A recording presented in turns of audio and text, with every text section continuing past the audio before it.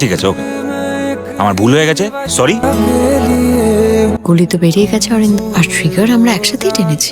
Please Pallavi, বোঝার চেষ্টা করো প্লিজ। আমি বুঝতে পারছি না তুমি এইভাবে রিয়াক্ট কেন করছো। প্লিজ পল্লবী, প্লিজ, আমি তোকে বারবার। স্যার, স্যার আমার টাকাটা ফেরত লাগবে না স্যার, প্লিজ। আমি দেখো না দিদি, হাত জোর করে স্যার আমাকে টাকাটা ফেরত নিতে বলছে। ঠিকই তো বলছে। অরিন্দম, ওকে ভেতরে নিয়ে এসো, খেয়ে যাবে তো। খেয়ে চলে যাবো দিদি?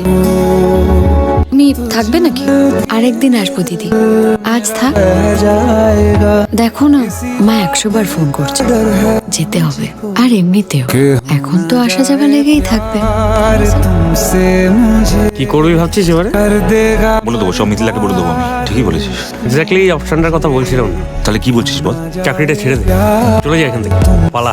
তোর মনে হয় সত্যিকারে যে আমি এখান থেকে চাকরি ফাকরি ছেড়ে সবকিছু ছেড়ে চলে গেলে পল্লবী আমাকে খুব সহজে ছেড়ে দেবে? এটা তোর মনে হয়?